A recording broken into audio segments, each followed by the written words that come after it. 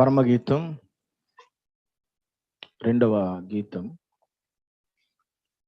15వ శరణాన్ని మనం చదువుకుందాం. మన ద్రాక్ష తోటలు పూత పట్టి ఉన్నవి, ద్రాక్ష తోటలను చెరుపు నక్కలను పట్టుకునుడి, సహాయము చేసి గుంట నక్కలను పట్టుకునుడి.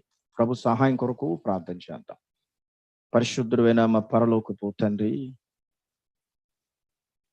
ఈ యొక్క సాయంకాలపు వేళ మీ శ్రేష్టమైన జీవము కలిగిన మా జీవితాన్ని ఉద్ధరించి బాగు చేసే అమూల్యమైన అతి శ్రేష్టమైన ఆ పరలోకపు సందేశాన్ని నా నోటికి అందించి నాతోనూ వినబోతున్న ప్రజలందరితోనూ మీరు మాట్లాడండి.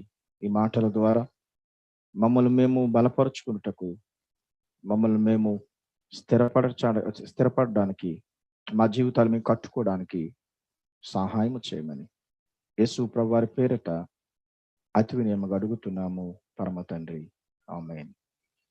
చాలా సంతోషం మరొకసారి ఈ రీతిగా మిమ్మల్ని అందరినీ కలుసుకోవడానికి ప్రభు చూపించిన సహాయాన్ని బట్టి ప్రభుకి వందనాలు చెల్లిస్తున్నాం.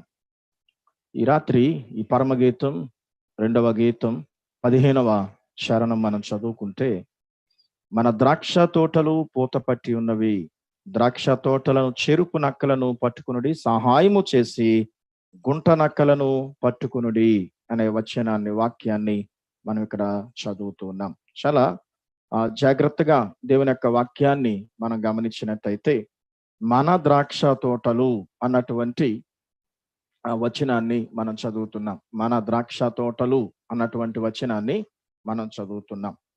అంటే ఈ భూలోకంలో ప్రభు ఏమో సంఘముతో, తన దాసులతో చెప్తున్నటువంటి మాట. ఎందుకు అంటే దేవుని యొక్క సంఘం, అలాగే దేవుని యొక్క దాసులు దేవునితో కలిసి సువార్త పని చేసేవారుగా ఉన్నారు అని బైబిల్ గ్రంథం సెలవిస్తుంది. అంటే దేవునితో కలిసి మనం దేవుని యొక్క పనిలో ముందుకు సాగుతున్నాం. అందుకే బైబిల్ గ్రంథంలో మనం చూస్తే కొరింథీయులకు రాసిన మొదటి పత్రిక 5వ అధ్యాయం, మీరు ఒకసారి బైబిల్ గ్రంథం కొరింథీయులకు రాసిన మొదటి పత్రిక 5వ అధ్యాయం లేకపోతే 3వ అధ్యాయం 9వ వచనంలో ఈ రీతిగా రాయబడి ఉంది. 3వ అధ్యాయం 9వ వచనం, మేము దేవుని జత పని వారమై ఉన్నాము, మీరు దేవుని వ్యవసాయమును దేవుని గృహమునై ఉన్నాము. అంటే ఒక సువార్త చెప్పే ఒక వ్యక్తి, సువార్తికుడు దేవుని యొక్క జత పనివాడు అన్నటువంటి విషయాన్ని మనం గుర్తు చేసుకోవాలి. అపోస్తుల కార్యాలు 8వ అధ్యాయం 4వ మాట ప్రకారం, దేవుని చేత ఎవరైతే ఏర్పాటు చేయబడ్డారో, దేవుని యొక్క శిలువ రక్తములు ఎవరైతే కడగబడ్డారో, దేవుని చేత ఎవరైతే పిలువబడ్డారో, ఎవరైతే చీకట్లో నుంచి ఆశ్చర్యకరమైన వెలుగులోకి వచ్చారో, వారందరూ సువార్త చెప్పవలసినటువంటి బాధ్యత వారి మీద ఉన్నది అనే సత్యం మనకు అక్కడ కనబడుతుంది. చాలా జాగ్రత్తగా మనం వాక్యాన్ని విన్నట్టయితే, అంటే రక్షణ పొందినటువంటి మనం, నిజంగా ఒక వ్యక్తి రక్షణ పొందినట్టయితే సువార్త చెప్పకుండా ఆ వ్యక్తి ఉండలేడు. సువార్త చెప్పకుండా ఆ వ్యక్తి ఎటువంటి పరిస్థితుల్లో కూడా, రక్షణ పొందిన వ్యక్తి సువార్త చెప్పకుండా ఉండలేడు. కాబట్టి ఈరోజు మనం ఒక సత్యాన్ని తెలుసుకున్నాం, ఒక నిజాన్ని తెలుసుకున్నాం, ఒక అద్భుతమైనటువంటి విషయాన్ని మనం తెలుసుకున్నాం. అది చెప్పకుండా ఎలా మనం ఉండగలం? అందుకే భక్తుడు అపోస్తలుడైన పౌలు అంటాడు, అయ్యో సువార్త ప్రకటించకపోతే నాకు శ్రమ అని. కాబట్టి సువార్త ప్రకటిస్తున్నటువంటి వారు దేవుని జత పనివారు అన్నటువంటి వాక్యాన్ని మనం గుర్తు చేసుకోవాలి. ఇకపోతే అక్కడ రాయబడిన మాట ఏంటంటే, మన ద్రాక్ష తోటలు పూత పట్టి ఉన్నవి అని మనం చూస్తున్నాం. ద్రాక్ష తోట దేనికి సాదృశ్యంగా ఉంది? ద్రాక్ష తోట దేనికి సాదృశ్యం? అసలు ఈ ద్రాక్ష తోట వేసినది ఎవరు? ద్రాక్ష తోట అనేది యెషయా గ్రంథం 5వ అధ్యాయం 1వ మాట మనం చూస్తే, దేవుడే శ్రేష్టమైనటువంటి ద్రాక్ష తోటను నాటినట్టుగా మనం అక్కడ చదువుతాం.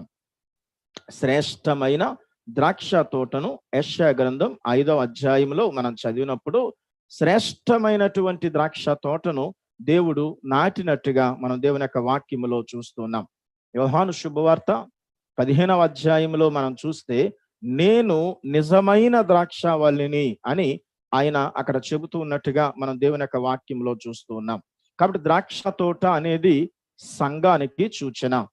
కాబట్టి ఇప్పుడు మీరు అర్థం చేసుకోవాల్సింది ఏంటంటే, సంఘము అంటే సంఘానికి సూచన. ఇప్పుడు సంఘం పూత పట్టి ఉన్నది అని మనం చూస్తున్నాం. అంటే చూడండి, మీరు వేసవికాలం మొదట్లో వెళ్ళినప్పుడు ఈ మామిడి తోటలు మంచిగా పూత పట్టడం మనం జనవరి, ఫిబ్రవరి ఆ యొక్క నెలల్లో మనం చూస్తాం. అంటే సంఘము కూడా పూత పట్టినటువంటి సమయం ఇది. సంఘము పూత పట్టినటువంటి సమయం. ఇంతకు పూత అంటే ఏంటి? అంటే మనము, అంటే మన అనే పదాన్ని మనం చూసాం. ఎవరైతే దేవుని సేవ సువార్త చేస్తారో వారు దేవుని జతపైన వారు.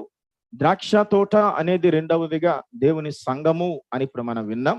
మూడవది దేవుని యొక్క వాక్యంలో చూస్తే పూత అంటే అర్థం ఏమిటి అని మనం చూస్తే చాలా అంటే స్పష్టంగా దేవుని యొక్క వాక్యాన్ని మనం చూసినట్టయితే, నూతనంగా కొంతమంది మన ప్రభు అయిన యేసుక్రీస్తు వారి దగ్గరికి వస్తారు.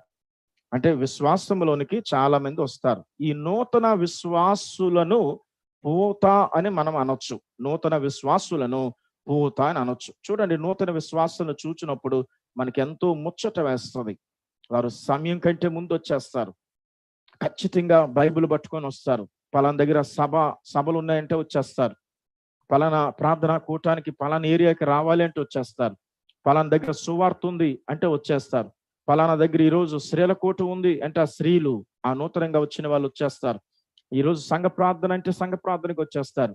వాళ్ళన్నీ అడుగుతూ ఉంటారు, ఎలా బైబిల్ చదవాలి, ప్రార్థన ఎలా చేయడో మాకు రావటం లేదు, ఈ రీతిగా మేము ప్రార్థన చేస్తున్నాము, ఈ రీతిగా ఇప్పటికి 15 అధ్యాయాలు నేను రోజుకి చదువుతున్నాను, రోజు మెడిటేషన్ అంటే దేవుని వాక్యాన్ని ధ్యానం చేస్తున్నాను, ఇన్ని పాటలు నేను నేర్చుకున్నాను, సాక్ష్యాలు కూడా వింటున్నాను, ఆల్రెడీ 3 నెలలకి అంటే సంవత్సరంలో 1-2 సార్లు నేను బైబిల్ పూర్తి చేసేస్తున్నాను, దేవుడు నాతో ఎంతో అద్భుతంగా మాట్లాడుతున్నాడు, వాక్యం చదువుతుంటే నాకెంతో సంతోషంగా ఉంది, నా మనసులో ఉన్న బాధ అంతా పోయింది. ఒకప్పుడు ఎన్నో దేవాలయాల చుట్టూ నేను తిరిగాను, కానీ నాకెవ్వరూ ఎలాంటి మంచి మాటలు చెప్పలేదు. ఇక్కడికి వచ్చాక ఇంతకాలం నేను ఎందుకు అసలు వృధా చేసుకున్నాను, ఇంతకాలం నా జీవితంలో ఎందుకు నేను ప్రభు అయిన యేసుక్రీస్తు వారి దగ్గర రాలేదు అని గతించినటువంటి నా జీవితం కొరకు నేను బాధపడుతున్నాను. నేను ఎంతో సంతోషంగా ఉన్నాను, మా ఇంట్లో ఎంతో సంతోషంగా ఉంది, ఇంతకు ముందు ఎన్నడూ కూడా ఇలాంటి సంతోషాన్ని చూడలేదు అన్న మాటలు వారు చెప్తున్నప్పుడు మనకెంతో సంతోషం కలుగుతుంటది. సహజంగా ఒక తోట పూత పట్టినప్పుడు చూడడానికి చాలా అందంగా ఉంటది, చాలా ముచ్చటగా ఉంటది, చాలా సౌందర్యంగా ఉంటది. ఆ పూతంతా చూచినప్పుడు ఆ యొక్క రైతు ఎంతో సంతోషిస్తాడు. అలాగే సంఘం పూత పట్టినటువంటి టైము దేవునికి కానివ్వండి, ఒక దైవజనునికి కానివ్వండి, ఎంతో సంతోషం.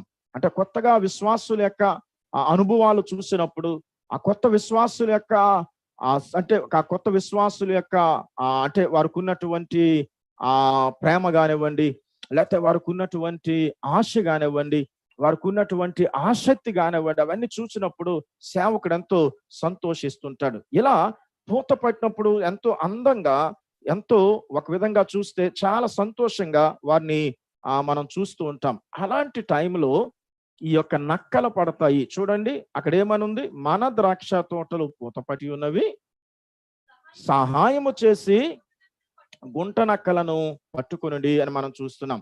అంటే ఈ నక్కలు ఏం చేస్తాయంటే కడుపు మంటతో ఆ యొక్క తోటను, ఆ పూతను పాడు చేయడానికి ప్రయత్నం చేస్తాయి అన్నటువంటి విషయాన్ని ఈరోజు మనం అర్థం చేసుకోవాలి. నక్కలు కనబడతాయి, కానీ గుంట నక్కలు కనబడవు. ఈ యొక్క తేడాను గమనించండి. నక్కలు కనబడుతుంటాయి మీకు, కానీ గుంట నక్కలు కనబడవు. నక్కలు అనేవి యుత్తుపరులకు సూచన, గుంట నక్కలు అనేవి కుయుత్తుపరులకు సూచన. ఇది మహా ప్రమాదం అన్నమాట. నక్కలు అనేవి యుత్తుపరులకు సూచన అయితే, అందుకే నక్కల మీద అనేక కథలు వస్తాయి, యుత్తుగా వారు ఏదో చేస్తారు అని. గుంట నక్కలు కుయుత్తు పరులకు సూచన. యేసుప్రభువు వారు కూడా ఆ నక్కతో ఎలాగు చెప్పుడి అన్నాడు, ఆ నక్కతో ఎలాగు చెప్పుడి అని యేసుప్రభువు వారు కూడా అన్నాడు. అంటే ఈ యొక్క నక్కలు యుత్తు పరులకు సూచన, గుంట నక్కలు కుయుత్తు పరులకు సూచన అనే విషయాన్ని మనం అర్థం చేసుకోవాలి. మత్తయి శుభవార్తలో చూడండి 2వ అధ్యాయం 6, 7, 8 మాటలు చదువుకున్నప్పుడు కొన్ని విషయాలు మనకు అక్కడ చాలా స్పష్టంగా అర్థమవుతాయి. మత్తయి శుభవార్త 2వ అధ్యాయం 6, 7, 8 మాటలు చదువుకుందాం. అంతటా హేరోదు ఆ జ్ఞానులను రహస్యముగా పిలిపించి ఆ నక్షత్రము కలబడిన కాలమును వారి చేత పరిష్కారముగా తెలుసుకుని, మీరు వెళ్ళి ఆ శిశు విషయమై జాగ్రత్తగా విచారించుడి. తెలుసుకొనగానే నేనును వచ్చి ఆయనను పూజించినట్లు నాకు వర్తమానం తిండని చెప్పి వారిని బెత్లెహేముకు పంపెను. వారు రాజు మాటలు విని బయలుదేరిపోచుండగా, ఇదిగో తూర్పు దేశమున వారు చూచిన నక్షత్రము ఆ శిశువు ఉండిన చోటికి మీదుగా వచ్చి నిలిచే వరకు వారికి ముందుగా నడిచాను. ఈ సందర్భం మీకు అర్థమై ఉంటది. హేరోదు ఎంత యుక్తిగా ప్రవర్తిస్తున్నాడో చూడండి. మీరు వెళ్ళండి, పూజించండి, నాకు కూడా అడ్రస్ చెప్పండి, నేను కూడా వచ్చి ఆయనకి నమస్కారం చేస్తాను అన్నాడు. వాళ్ళు తిరిగి రాకపోయినప్పటికీ 2 సంవత్సరాల లోపు పిల్లలందరినీ చంపివేసినట్టుగా మనం చూస్తున్నాం. అందుకే లూకా శుభవార్త 13వ అధ్యాయం 32వ వచనం మనం చూసినప్పుడు ఈ రీతిగా దేవుడు అక్కడ రాయించాడు. ఆయన వారిని చూచి మీరు వెళ్ళి ఆ నక్కతో, హేరోదు కోసం దేవుడు చెప్తున్నాడు, ఆ నక్కతో ఇలాగూ చెప్పుడి, ఆ నక్కతో ఇలాగూ చెప్పుడి అని యేసు ప్రభువు వారు చెప్తున్నాడు. అంటే ప్రారంభంలో ఉన్నటువంటి భక్తి, ఆ ప్రారంభంలో ఉన్నటువంటి ఆసక్తి, ప్రారంభ జీవితంలో ఉన్న ప్రార్థన, ప్రారంభ జీవితంలో ఉన్న అచంచలమైనటువంటి ఆ విశ్వాసం, ప్రారంభ జీవితంలో ఉన్న దేవుని బిడ్డలకు ఉన్నటువంటి ఆసక్తిని ఆ యొక్క సైతాన్ ఏం చేస్తాడంటే రాల్చడానికి ప్రయత్నం చేస్తాడు. గుంట నక్కలు ఆ పూతను, నక్కలు ఏం చేస్తాయంటే పూతను రాల్చడానికి ప్రయత్నం చేసినట్టు ఈ యొక్క సైతాను ఏం చేస్తాడు అంటే దేవుని బిడ్డలకు ఉన్నటువంటి అంటే మొదట్లో ఉన్న ఆసక్తి, మొదట్లో ఉన్నటువంటి ఆప్యాయత, మొదట్లో ఉన్న ప్రార్థన, మొదట్లో ఉన్న బైబిల్ పఠనము, మొదట్లో ఉన్న విధేయత, మొదట్లో ఉన్న వినయము, మొదట్లో ఉన్న సమర్పణ, ఇవన్నీ రాల్చడానికి సైతానుడు ఏం చేస్తాడంటే ప్రయత్నం చేస్తాడు. అంటే అంతరంగంలో ఆ కుళ్ళుని దాచుకొని కీడుని కల్పించేవారు ఈ నక్కలు. అంతరంగంలో ఏం చేస్తారంటే కుళ్ళును దాచుకుంటారు, కీడు చేయడానికే ప్రయత్నం చేస్తుంటారు ఈ నక్కలు లాంటి మనుషులు. ఎప్పుడు కూడా వారి ధ్యాసంతా కీడు చేయడానికే ప్రయత్నం చేస్తారు. కాళ్ళు పట్టుకొని కిందకి లాగడానికే ప్రయత్నం చేస్తారు. అభివృద్ధి అవుతుంటే చూడలేరు, విశ్వాసంలో ముందుకు వెళ్తుంటే చూడలేరు. అంటే ఎప్పుడు కూడా ఏం చేస్తాడంటే సైతానుడు ఎప్పుడు కూడా మన యొక్క ఆత్మీయ జీవితాన్ని నాశనం చేయడానికి వాడు ప్రయత్నం చేస్తుంటాడు. యెహెజ్కేలు గ్రంథం 13వ అధ్యాయం 4వ వచనంలో ఈ రీతిగా రాయబడి ఉంది. చూడండి, యెహెజ్కేలు గ్రంథం 13:4. ఇశ్రాయేలీయులారా, మీ ప్రవక్తలు పాడైన స్థలముల్లో ఉండు నక్కలతో సాటిగా నక్కలతో సాటి అయి ఉన్నారు అని మనం చూస్తున్నాం. అంటే పాడైన స్థలముల్లో నుండి నక్కలతో సాటిగా ఉన్నారు, పాడైన స్థలముల్లో ఉండు నక్కలతో సాటిగా ఉన్నారు అని చూస్తున్నాం. అంటే కొత్తగా వచ్చిన వారినే గాని లేకపోతే పాత విశ్వాసులే గాని మాటల ద్వారా, ప్రవర్తన ద్వారా ఏం చేస్తారు అంటే ఈ మనుషులు అభ్యంతరపరుస్తారు. అంటే వాళ్ళు వచ్చి దేవుని పని చేయడానికి వెళ్తారు అనుకోండి, వస్తున్నారు అనుకోండి, మీకెందుకు? అక్కడ చేసే వాళ్ళు చాలా మంది ఉంటారు, మీకెందుకు? మనం ఏమైనా చేస్తే మనకి ఏమైనా పేరు వస్తుందా? మనం ఏమైనా చేస్తే మెచ్చుకుంటారా? ఇంకేమైనా తేడా వస్తే తిడతారు. చాలా జాగ్రత్త, మీకు ఇంక ఇవన్నీ తెలియవు, మీరు కొత్త వాళ్ళు, దీనికి చాలా లెక్కలు ఉంటాయి, కాబట్టి చాలా జాగ్రత్త. అంటే పని చేసేవారిని చేయనివ్వరు, వెళ్ళేవారిని వెళ్ళనివ్వరు, పని చేసేవారిని చేయనివ్వరు, వచ్చేవారిని రానివ్వరు, ప్రార్థన చేసేవారిని కూడా చేయనివ్వరు. ఇలా ఉపవాసం ఉంటున్నాము అంటే ఎందుకు ఉపవాసం అంటుంటారు, ఇలా ప్రార్థనకి వెళ్తున్నట్టు రోజు ప్రార్థనకి వెళ్ళకూడదు అంటారు.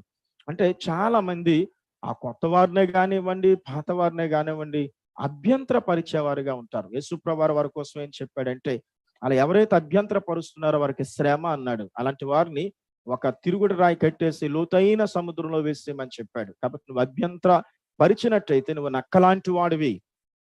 ప్రోత్సహిస్తున్నావా, అభ్యంతర పరుస్తున్నావా?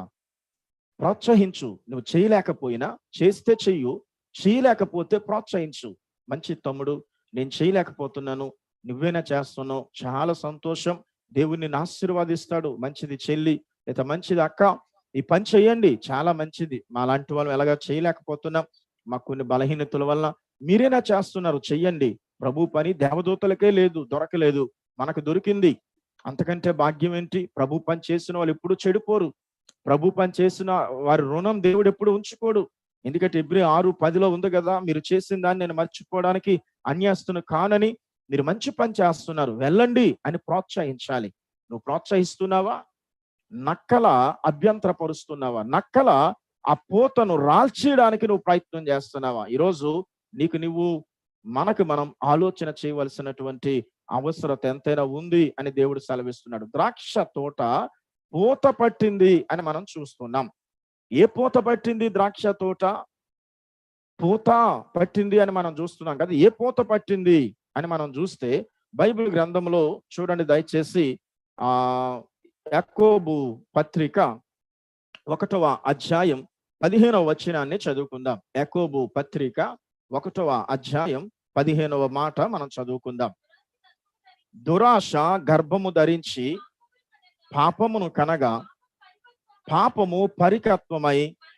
చూడండి, దేవుడేమో ఏం చేస్తున్నాడు అని ఆలోచన చేస్తే, దేవుడేమో ఈ యొక్క విశ్వాసులకి సాత్విక అంటే ఆశా నిగ్రహము అన్నటువంటి ఆ మంచి పోత ఇచ్చాడు. అంటే ఇప్పుడు ఈ విశ్వాసులు ఆశా నిగ్రహంతో ఉంటున్నారు. దేవుని రాకడ వచ్చేస్తుంది, మనం ఏమి కూడా పట్టుకుని వెళ్ళిపోలేం, అలా వదిలేసి వెళ్ళిపోవాలి కదా. మా భక్తుడైనటువంటి యోబు కూడా చెప్పాడు కదా, ఈ లోకానికి ఏమీ తీసుకుని రాలేదు, ఏమీ తీసుకుని పోము అని చెప్పాడు కదా. కాబట్టి ఏం పట్టుకుని పోతాం లోకంలో? కాబట్టి ఉన్నదాంతో సంతృప్తి చెందాలి. ఈ లంచాలు అవి తీసుకోకూడదు, మోసం చేయకూడదు.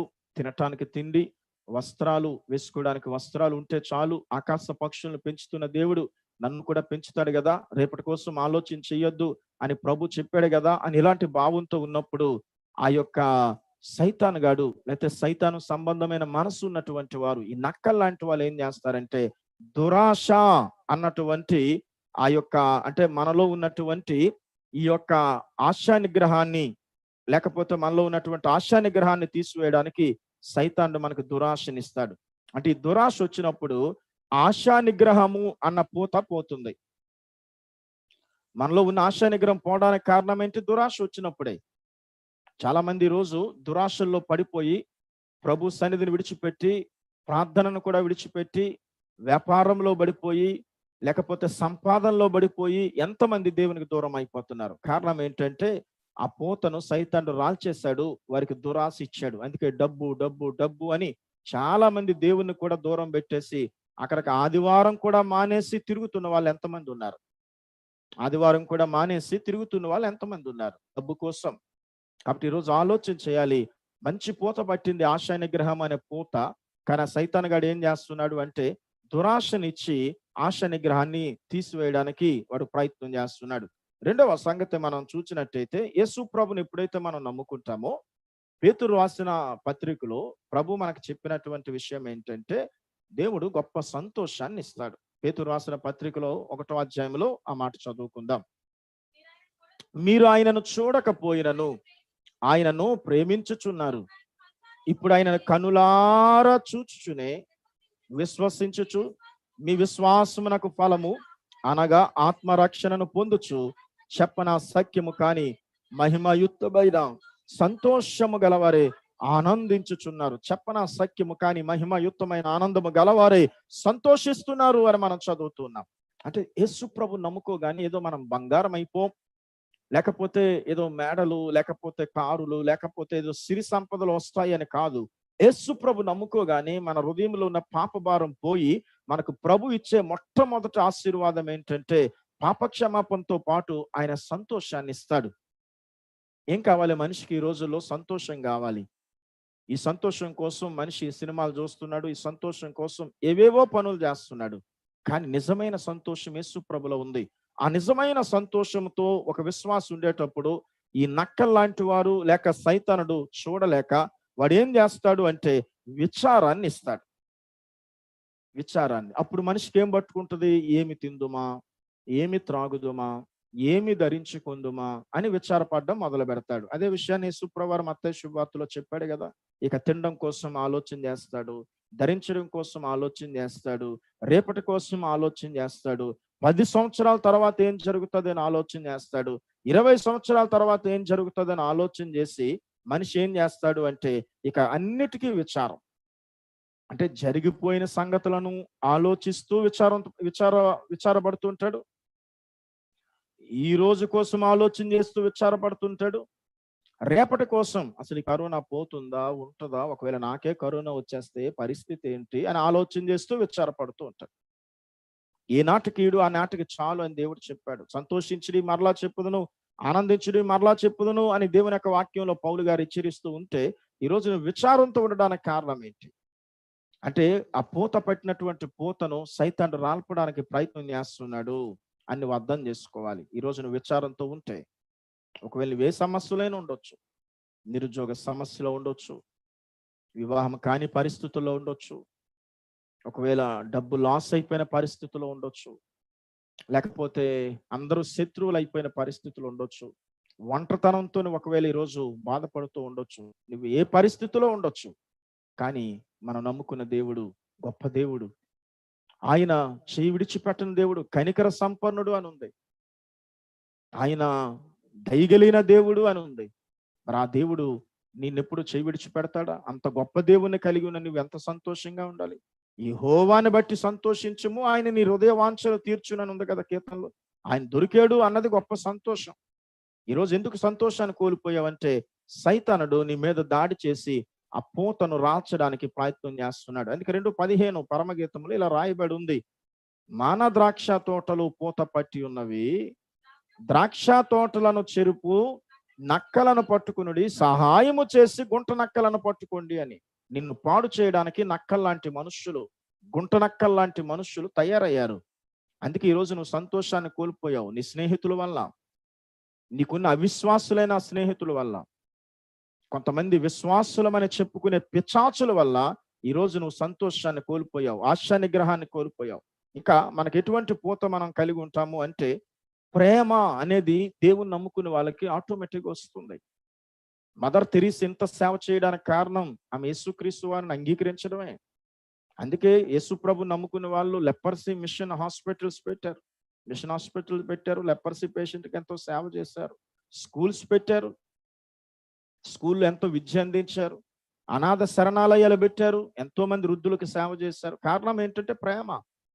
దేవుడు ప్రేమ అయి ఉన్నాడు. ఆయన ప్రేమించమనే చెప్పాడు, శత్రువుల్ని సైతం ప్రేమించమని యేసు ప్రభువారు చెప్పాడు.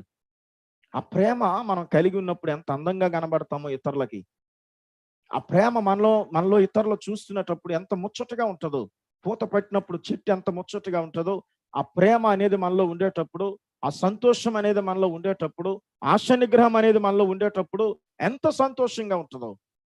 కానీ ఆ ప్రేమను రాల్పేయడానికి సైతాను మనుష్యులు ద్వేషము అనే నక్క నీ మీద దాడి చేసినప్పుడు నువ్వు ఆ ప్రేమను కోల్పోతావు. ఇతరుల మీద ద్వేషం ఎంత ఘోరం అంటే, నీకెవరైతే లిఫ్ట్ ఇచ్చారో, లేక నీకెవరైతే మీదకు తీసుకొచ్చారో, నీ అభివృద్ధి కోసం ఎవరైతే ప్రయాసపడ్డారో, ఈరోజు ఈ పేరు రావడానికి ఎవరైతే కారణమో, ఈరోజు ఇలా ఉండడానికి ఎవరు కారణమో, వారి మీద కూడా నువ్వు ఈరోజు ద్వేషం చూపిస్తున్నావు అంటే నీ మీద దాడి జరిగిందని అర్థం చేసుకోవాలి.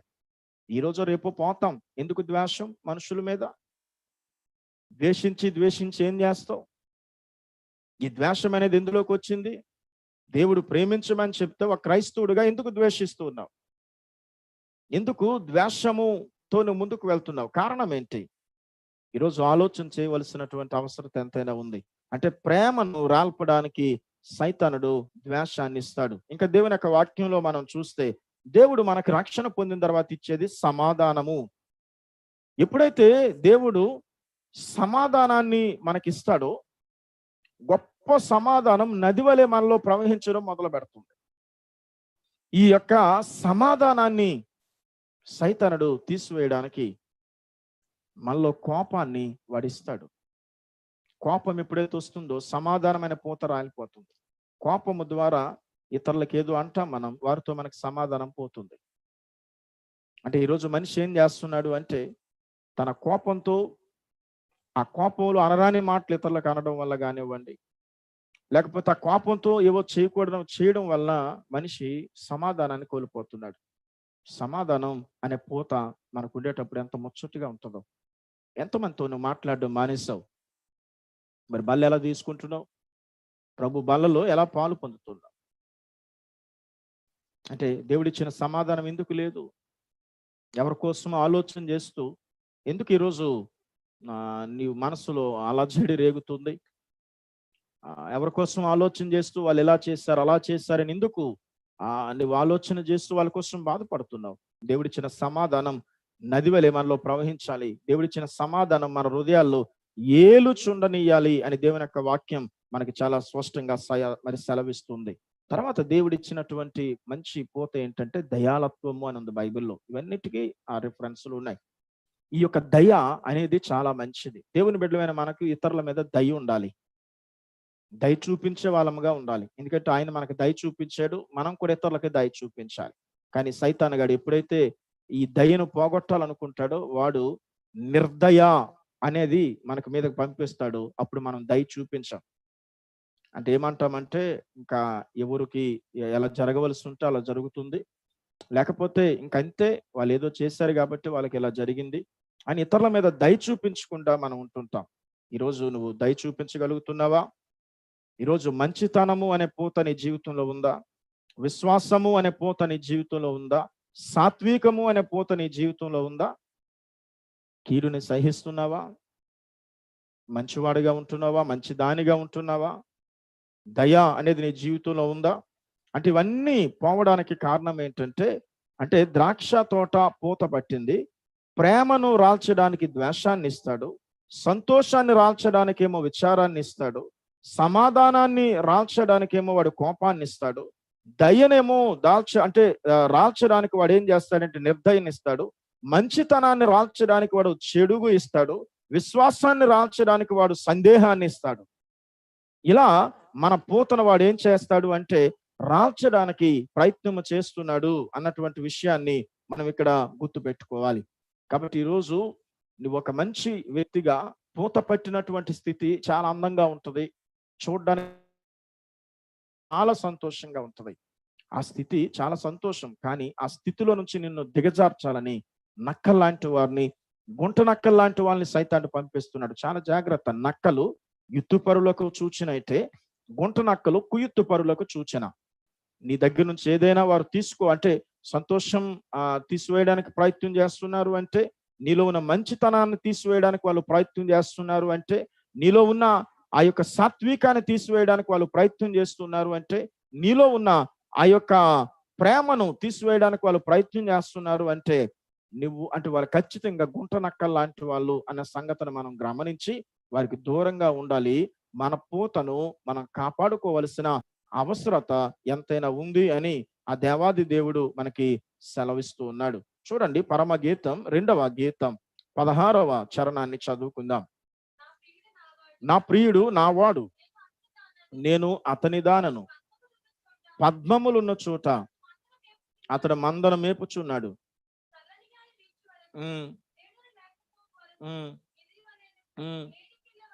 చూడండి, దేవుడు మనల్ని మేపేవాడుగా ఉన్నాడు, ఒకటో విషయం. రెండవది మనం చూస్తే ఆయన ఫలాలు భుజించాలని ఆశపడతాడు. ఆ పరమ గీతంలో మనం చూస్తాము, ఆ ఫలాలు ఆయన భుజించాలి అని ఆశపడతాడు. నా ప్రియుడు తన ఉద్యానవనమునందు వేంచేయునుగాక, తనకిష్టమైన ఫలములను అతడు భుజించునుగాక. అంటే మనలో ప్రేమ అనే ఫలం, ఈ యొక్క పూత అనేది అలా కొనసాగింది అనుకోండి, ఆ పూత అనేది అలా కొనసాగితే ఫలముగా మారుతుంది. అందులో దశలు మనకు తెలుసు. ఆ ప్రేమ అనే ఫలం దేవునికి మనం ఇవ్వాలి. ఆ సంతోషం అనే ఫలం దేవునికి ఇవ్వాలి. మంచితనం అనే ఫలం దేవునికి మనం ఇవ్వాలి. సాత్వికం అనే ఫలం దేవునికి మనం ఇవ్వాలి. దయాళత్వం అనే ఫలం దేవునికి మనం ఇవ్వాలి. సమాధానము అనే ఫలం దేవునికి మనం ఇవ్వాలి. అవి ఆయన భుజిస్తాడు. అంటే అవి చూసి ఆయన సంతోషిస్తాడు. మరి ఆ ఫలాలు ఉండాలి అంటే పూత రాలకుండా చూసుకోవాలి కదా. మరి పూత రాలకుండా చూసుకోండి. నక్కల్లాంటి వాళ్ళతో సహవాసం చేయకండి. గుంట నక్కల లాంటి వాళ్ళతో సహవాసం చేయకండి. మీ స్నేహం జాగ్రత్త. ఒకవేళ వాళ్ళు విశ్వాసులైనా, ఒకవేళ వారు పరిచర్యలో ఉన్నా, ఒకవేళ వాళ్ళు సేవ చేస్తున్నా, ప్రోత్సహించే మాటలు వారు మీకు చెప్పట్లేదు అంటే వారు గుంట నక్కల లాంటి వాళ్ళు అని మీరు అర్థం చేసుకోండి. వాళ్ళకి దూరంగా ఉండండి. గుడ్డెద్దు చేలో పడినట్టు ఎవరినైనా నమ్మకండి. అంటే ఒక విశ్వాసి ఇతరులను ప్రోత్సహించాలి, ఇతరులను బలపరచాలి, ఇతరులను దేవుని దగ్గరకు నడిపించాలి, సంఘాన్ని కట్టేవాడిగా ఉండాలి. అంటే కుటుంబాన్ని కట్టేవాడిగా ఉండాలి. ఒక వ్యక్తి కుటుంబాన్ని విరపడానికి ట్రై చేస్తున్నా, సంఘాన్ని మొక్కలు చేయడానికి ట్రై చేస్తున్నా, లేకపోతే ఒక వ్యక్తిని దేవుని దగ్గర నుంచి దూరంగా తీసుకువెళ్ళడానికి ట్రై చేస్తున్నా, వాడు గుంట నక్క లాంటి వాడు అనే విషయాన్ని గుర్తు చేసుకుని వాళ్ళకు దూరంగా ఉండడానికి ప్రయత్నం చేద్దాం. దేవుడి మాటలు మన వినికిల్లో దీవించునుగాక. ప్రార్థన చేసుకుని ఈ కార్యక్రమాన్ని ముగించుకుందాం. పరిశుద్ధమైన తండ్రి, మీకు స్తుతులు చెల్లిస్తూ ఉన్నాం. ఈ వాక్యాన్ని ఎవరైతే శ్రద్ధగా ఉన్నారో ప్రతి ఒక్కొక్కరిని దీవించండి. భయంకరమైన దినాల్లో మీ బిడ్డలకు భద్రత దయచేయండి. మా దేశాన్ని, మా రాష్ట్రాన్ని రక్షించండి. నాయన నాయకులకు, అధికారులకు, నాయన పాలకులకు జ్ఞానము దయచేయండి. సేవ చేస్తున్న ఆయా డిపార్ట్మెంట్ వారు కూడా సహాయం చేసి ఆదుకోండి. కోవిడ్ బారిన పడిన వారికి స్వస్థత దయచేయండి. క్వారంటైన్ లో ఉన్న వారికి స్వస్థత దయచేయండి. ఆయన ప్రతి సంఘం చుట్టూ, ప్రతి సేవకుని కుటుంబం చుట్టూ, ప్రతి పరిచారకుని కుటుంబం చుట్టూ మీ కంచి వేసి నడిపించి, ఆయన సైతాన్ యొక్క కుయుత్తు నుంచి ప్రతి ఒక్కరు బయటికి రావడానికి సహాయం చేయమని, ఆయన మీ ప్రత్యేకమైన కనుదృష్టి మా దేశంపై ఉంచండి, మా ప్రపంచంపై ఉంచమని యేసు నామములో స్తుతించి ప్రార్థించి అడుగుతున్నాము పరమ తండ్రి. ఆమేన్. Praise the lord.